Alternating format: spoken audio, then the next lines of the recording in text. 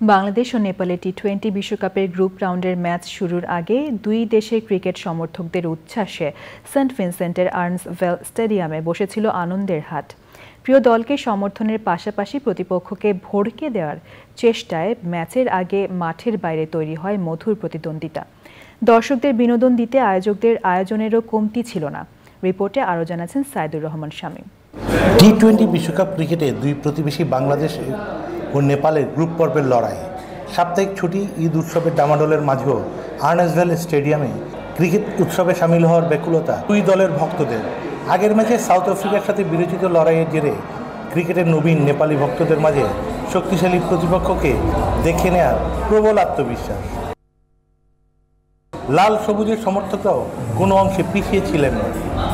শুরুর জড়তা কাটিয়ে ছন্দে ফেরার ইঙ্গিত মিলেছে নেদারল্যান্ডসের ম্যাচে।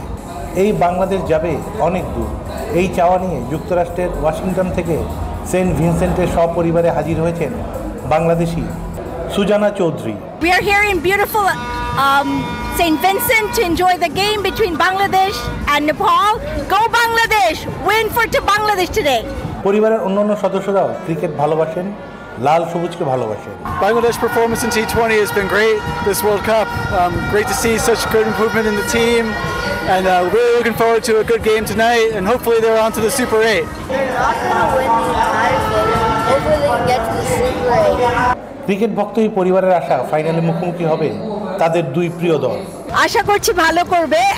কয়েকদিন ধরে তো অ্যাকচুয়ালি হেরেছে বাংলাদেশ, কিন্তু তারপরেও সুপার 8-এ তারা আগাতে পারছে, প্রমোট করতে পারছে। So hoping all the best যে ওরা আরও আগাতে পারে এবং সেমিফাইনাল থেকে ফাইনালসে যেতে পারে। সুপার 8 রাউন্ডের টিকিট পেলে বাংলাদেশ অস্ট্রেলিয়া এবং ভারতের বিপক্ষে পরের দুই ম্যাচ খেলবে অ্যান্টিগুয়ায়। আফগানিস্তানের সাথে তৃতীয় ম্যাচ খেলতে ফিরবে এই সেন্ট ভিনসেন্টই। Saidur Rahman Shamim, Channel i, Arnos Vale stadium, Saint Vincent, West Indies.